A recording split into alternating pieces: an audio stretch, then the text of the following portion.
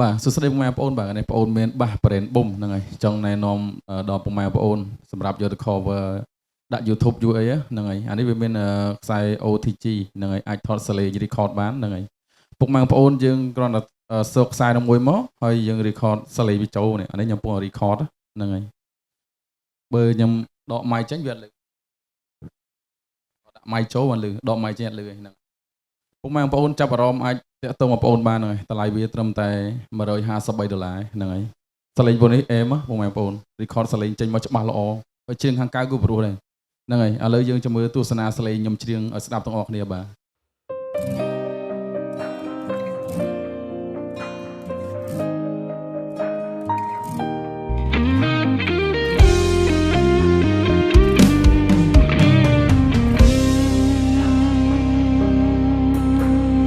បើបេះដូងមានច្រើនឈឺក៏បងមិនព្រមតែបេះដូងមានតែមួយបើឈឺគឺចប់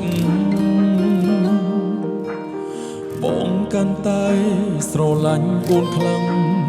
អូនប្រែព្រោះបែកជាស្អប់ក្បែរបងដូចធំធំអងអារម្មណ៍ចង់បន្តចិត្តស្នេហាស្រឡាញ់អូនឲ្យតិច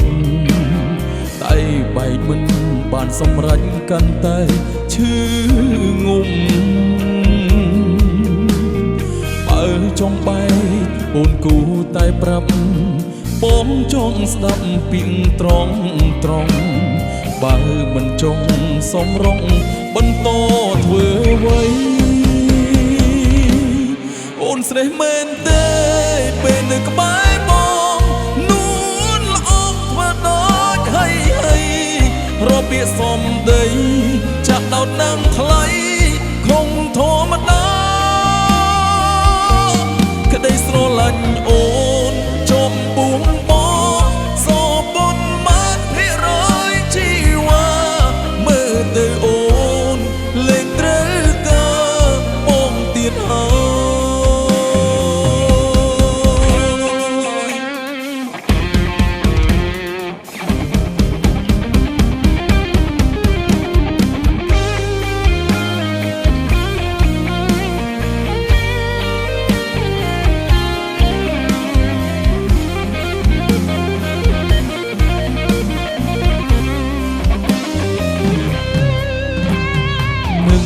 ស្រ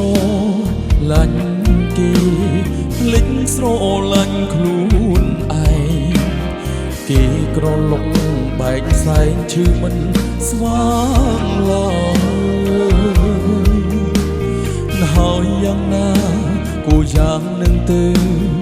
បើគ្មានផ្លូវមានតែបន្តយើងទីគ្រាន់ចុងក្រោយសោតតែខ្លួនឯងអូនស្រេះមែនទេពេលនៅក្បែរបងនួនល្អធ្វើដូចហើយរកពាក្យសំដីចាក់ដោតនឹងថ្លៃខំធម្មតាក្តីស្រឡាញ់អូនចំពោះបងសបុនបានភាគរយជីវ៉ាមើលទៅអូនលេងត្រូវការបងទៀតហើយអូនស្រេះមែនទេពេលនៅក្បែរបងនួនល្អធ្វើដូចហើយរកពាក្យសំដីចាក់ដោតនឹងថ្លៃខំធម្មតាក្តីស្រឡាញ់អូន